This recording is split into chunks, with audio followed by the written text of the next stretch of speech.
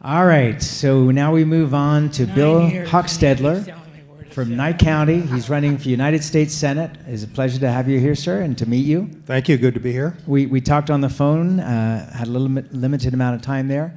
But let's start out with, obviously you know as well as I do that most of the people in the state don't know who you are. And so let me give you a few minutes to explain to folks who you are and how you came to be here. Sure. So my name again is Bill Hockstedler, and I'm running for the United States Senate. Let me give you a little bit of my background. I think it's just worth doing that for a couple minutes just to clear the air as to who I am. So I'm a healthcare executive with the Mayo Clinic out of Rochester, Minnesota. The reason I'm in Nevada is Mayo Clinic wanted a West Coast VP. I could have picked any state, anywhere west of the Mississippi. I decided to pick Nevada because I believe Nevada represents the values that I feel are important to me. It's a state that represents freedom. If you look at our rural counties, I live in a rural county, I live in Nye County. I don't live in the cities.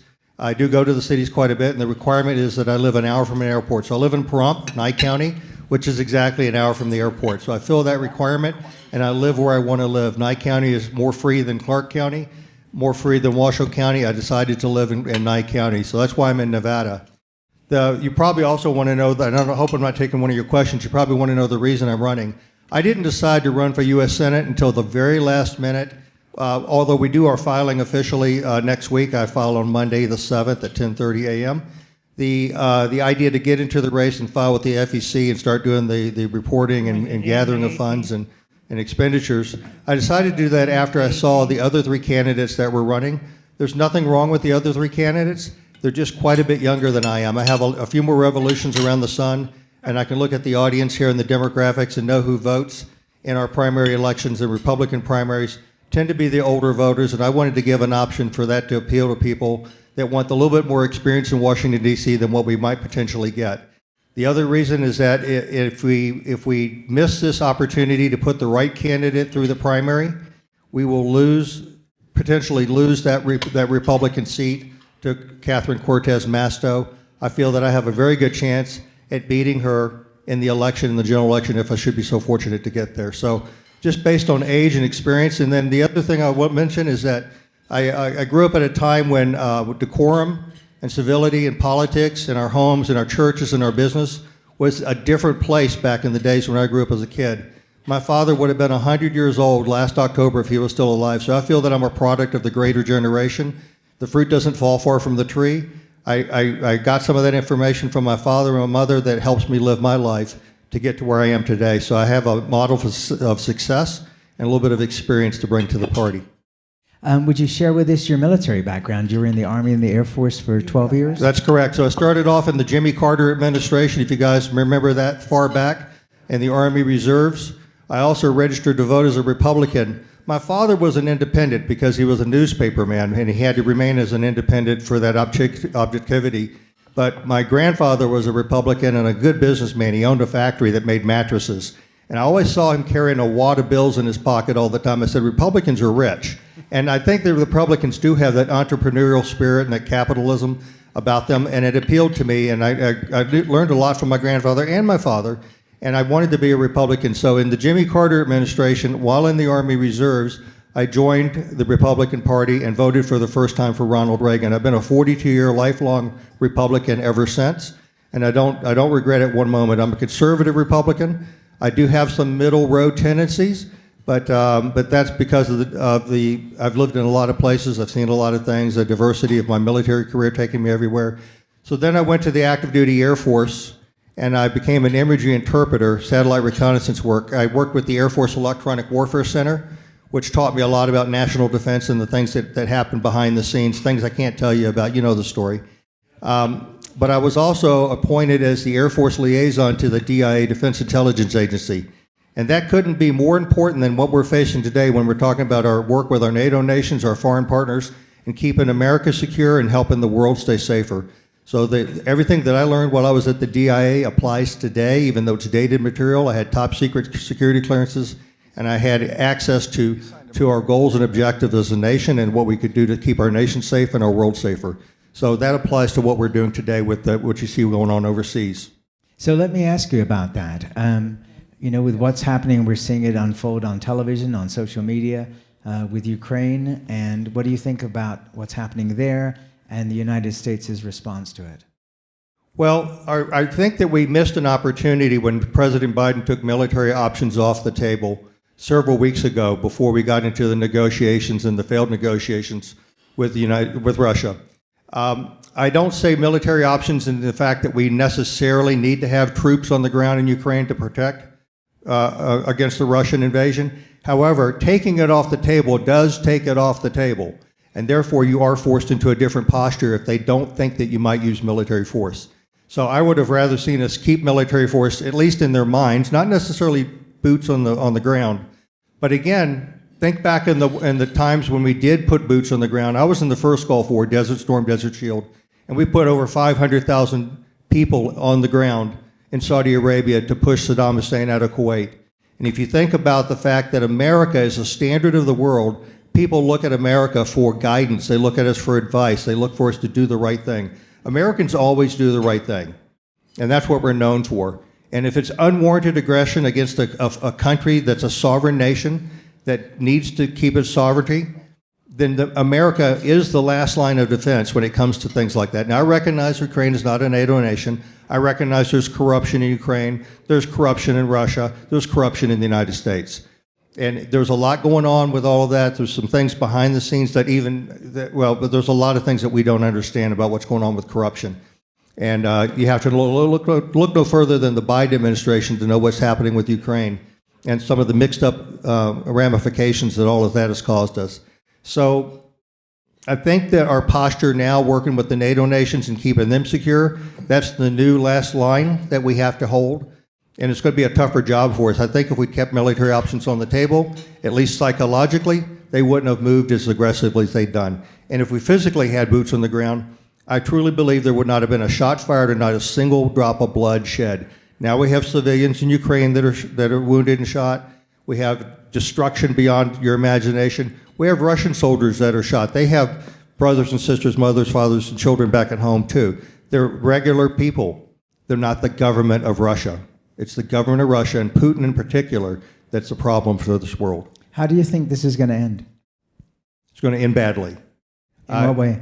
I think there'll be more destruction in Ukraine. I think that the Russians will end up succeeding. They have the leverage on their side to succeed in Ukraine. We have to hope that we can stop it there so it doesn't go any further. We don't want Moldova or Romania or Poland to fall. We absolutely have to protect that. And the reason is, if we don't protect that, then China and all the other nations that are bent on the destruction of America will continue to pursue the destruction of America by doing their own agendas with Taiwan, or what North Korea want to do, or what Iran want to do with Israel. So we've almost missed the boat on correcting this and righting this ship. We have to make sure that the world knows that America stands with its allies and that we're strong. And that's the final line on that. Okay, so I do have one more question regarding this. And the reason I ask these questions is because if you plan to be a United States Senator, then you will be involved in these kind of issues to the nth degree, more so than you were involved in any other part of your career. So even though the United States does not have boots on the ground, do you not believe that the United States is fully involved in what is occurring? Well, there is some involvement. We do have some, I would say, let's just say there's some blood on our hands by not predicting this sooner or reacting to it quicker. So I'm not going to say that the United States is innocent in any way on the things that are happening in Ukraine with Russia. We've had the opportunity to do diplomacy before it happened. The problem is that Putin is not a person to be trusted. We can negotiate with him, and then it might go good for a couple of years, and then that negotiation gets forgotten. Look at what happened with Ukraine when they gave up all their nuclear weapons back in 1993. I think it was 1,200 nuclear weapons that they had given up, and they thought that they were safe. They thought they were secure. They thought they would be able to continue their country, and look at where we're at today. So I think there's lots of fingers to point. I don't point everything at Russia. I don't point everything at Ukraine or the United States. I think there's a lot of blame to go around for everybody, and that's the unfortunate part of a war like this. We have to do a better job of predicting and using our intelligence to figure out what's going on and it's hard to figure out what's going on in the mind of a dictator and a ruthless thug and a murderer. So we have to be able to predict these things and react to them in a different way. Okay, but I do want to go back to my original point, which was, do you not believe that the United States, behind the scenes, is fully involved in what's happening with NATO and the opposition to what's happening in Ukraine from the Russians? Well, if I understand you correctly, you're asking if I believe that the United States is fully engaged with NATO to prevent? Yeah, that we are not just sitting on the sidelines, Oh, that we yes, are actively involved in doing our best to take care of Ukraine Absolutely. against the Russian. Yeah, we are effort. providing aid. We're providing humanitarian aid. We are providing weapons and some defense items to Ukraine to help them defend themselves. What we have to hope doesn't happen, and this is the complicated part. We send over a bunch of Stinger missiles, and if Russia is successful, then does that mean Russia has the Stinger missiles? That's a very complicated equation to come up with. But I do know that we're helping our NATO nations. We have those Article 5 treaties that are in place, and we have to uphold those. All right, so let's move on to things closer to home. As you mentioned, you had your choice of anywhere you wanted to live. You picked Nye County, which is a great place to live.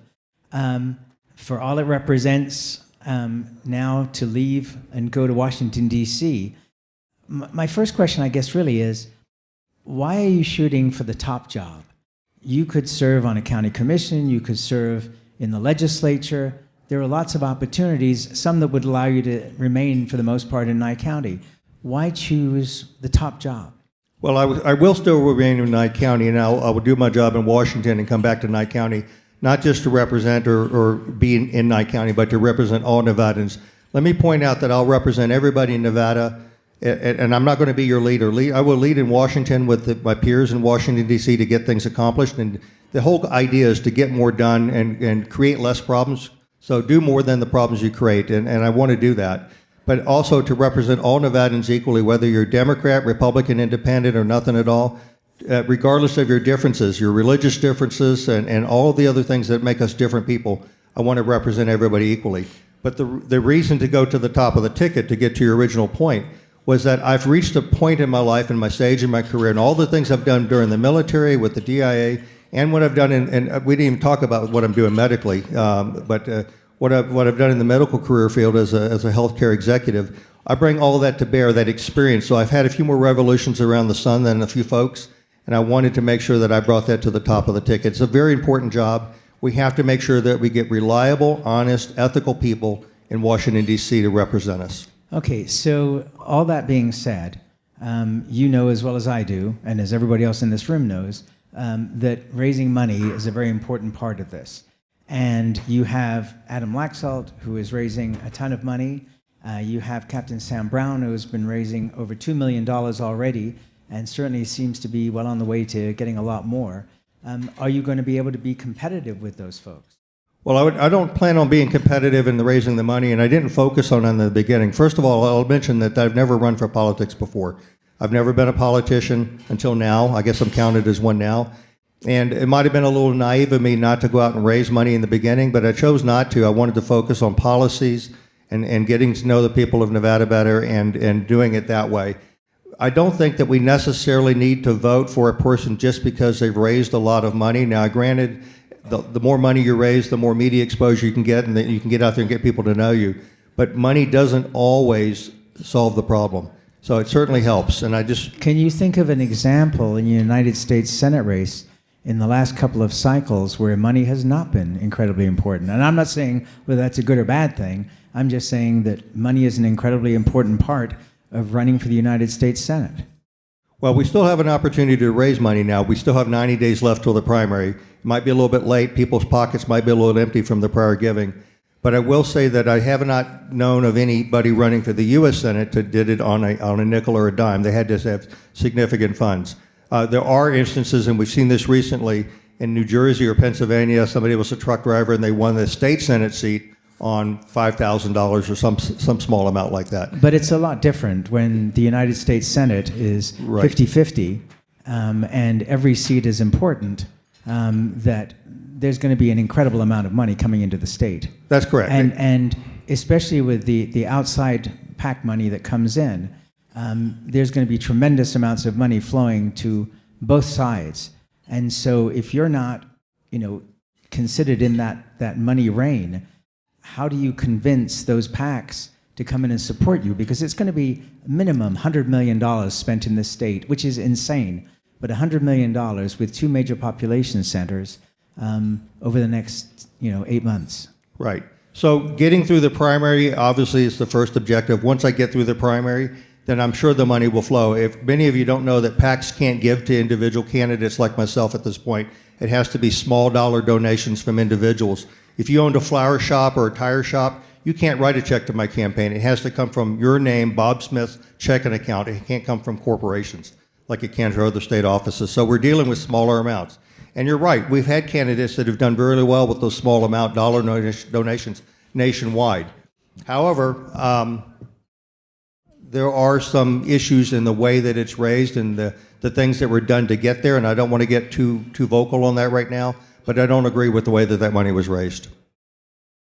Do you want to give an example? Because you raised the issue. I think you should explain what you're talking about. All right, well, I had my site up there earlier. I'm a straight shooter. That's my little logo and tagline, and I don't want to offend anybody here. But when you go out and tell a lie or exaggerate, you feel that you've been violated by the First Amendment, the First Amendment doesn't give you the right to lie or embellish the truth to get donations from individuals. And if you create fear, uncertainty, and doubt in the minds of everybody across the country, and you got people in Missouri and Florida and Arkansas contributing $50, $60 to a campaign because they feel that the First Amendment rights are at stake over something that was contrived and planned for and ready for, I think that's fraud. Okay, so you're referring to Sam Brown when you bring that issue up. Yes. And you believe that whole issue was contrived? I was told it was contrived by one of his former campaign people that left the campaign. Okay.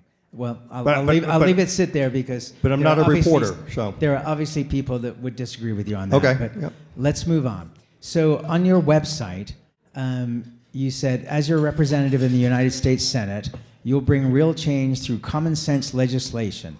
Give us an example or two of common sense legislation. Yeah, so common sense legislation can revolve around things that I feel are most important to this country. So aside from having a strong military, we have to improve our economy. And I think that we can improve our economy by having a healthy relationship between industry and education. If you look at Nevada in particular, and there's a lot of states that fit this as well, they need a diversified way of making money. It can't be all gaming and mining and tourism. It has to be a diversified economy. So in order to get a diversified economy, I would propose legislation that involves both industry and education so that we provide the job force that's needed to attract industries to Nevada that are higher technology industries, things that are dealing with clean energy, biotech, things of that nature that we need to have a diversified economy in Nevada. So that's one piece of legislation that I would think about. Okay, do you not believe that that's already currently occurring? I mean, you look at northern Nevada, for example. I mean, we are so diversified that we bounce right back after the whole COVID situation. It was unbelievable how quickly northern Nevada bounced back. Southern Nevada is booming at this point. I'm not sure we can take too much more in terms of diversification. We don't have the workforce here to be able to accommodate what we currently have. So, how would you address that? And wouldn't that be better as a state issue rather than as a federal issue? Well, it can be a state issue, but it's also a federal issue because there's other states that need that type of legislation as well. So something that's done at the federal level that raises all states to the level that they need to be to have a diversified income. Just because we're somewhat successful in Nevada, and we're not totally successful in all of Nevada with that, but we have to be able to use that model so that every state can. Why can't Idaho participate in this? Why can't Montana participate in this? So there's other things that need to be done across the country to make us stronger economically. Yeah, I would challenge your remark, though. I think that it's very difficult to find places in Nevada, including Pahrump, where you come from, that aren't booming at this point in time. You look at the housing prices, and it's just crazy. All right. Give us another example of legislation. Well, the other legislation would, again, going back to our strong military, we need to do a better job of taking care of our veterans, as an example. And the reason I mention that is that if you want a strong military, you have to make sure that you're encouraging people to come into the military that realize that there's a pathway for them once they leave. So let's say they've served 10 years or 20 years, whatever it might be. They need to be sure that the VA is taking care of them, and that if they have a medical need or there's something else that we can do for them as they transition into civilian life, that they're supported. If a veteran feels that they're not being properly supported or might potentially not be properly supported once they leave, you might get less quality people to join the military. So I think that's another piece of legislation that we need to work on. You know, you talk also on your website, you say that Americans deserve more from elected officials, intelligent solutions instead of noise. Be specific. Well, we need to do a better job of making sure that we get honest and reputable people in Washington, D.C. that are actually, like I said earlier, able to actually get the job done and actually produce results for the American people.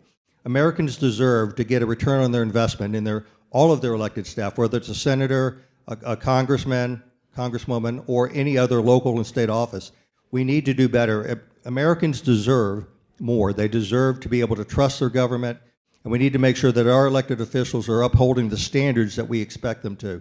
You know, the average American is very hardworking, honest, and all of those things, those attributes that are good American values, not Republican values or Democrat values, American values. And we all know what those are: honesty, integrity, you know, be a good neighbor. All of those things that make us good people are the things that we want to see in our elected officials. We don't want to see extremism, you know, pandering for extremism and getting attention from the media or whatever it is they're trying to do. You know, this left and right, far left and far right stuff, and the way the media handles everything is out of control.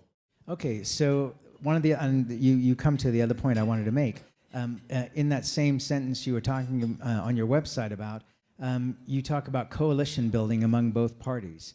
So what areas do you think there's common ground between Republicans and Democrats that you would be in favor of furthering if you were sent to Washington, D.C.? Sure. So I think all Americans actually understand that we deserve, and I mentioned this earlier, that we all deserve more out of our elected officials. So in doing so, if everybody was to participate in our government, vote your conscience, not necessarily vote what it seems to be popular at the moment when you're at a rally or you're pumped up and things like. You got to remember, when you sit down at the voting booth or you're at your table when your paper ballot comes, whichever way you decide you want to vote, you have to make sure that we're putting the person in office that has honesty and integrity behind everything that they do, what they've done in life, what they've done on the campaign especially. We look at candidate integrity, we look at voter integrity, and making sure that as a participant in this entire process that we call America, that we make sure that we put the elected officials in place that will get the job done. Okay, so, and that includes Democrats then?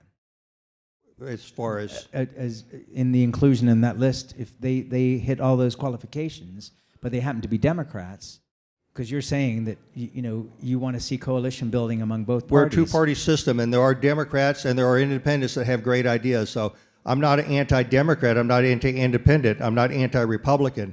I'm saying that we're Americans and we have to figure out a way to cooperate with each other to get more done. There are too many times when this whole country's split. The whole country's split, and even our own Republican Party split. You know, we have people calling people rhinos. We have people pointing fingers, calling names.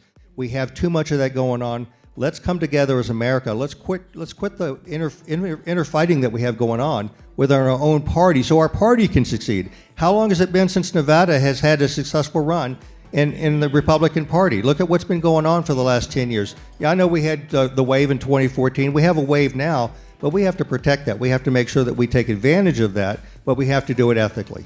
And that's where we have to leave it. Bill Hockstedler. We'll see you on the campaign trail. All right, thank you. Thank you. I'm Bill Hockstedler, and my website, just so I can plug that real quick, my website does not have my name on it like other candidates in all the other races. My website is victory2022.org. I do that because we're achieving a victory in 2022.org. This campaign is about all of us. It's not about me. I didn't put Bill Hockstedler for Senate on my website. It's victory2022.org. Please check it out. Thank you very much, Bill. Thank you, Bill.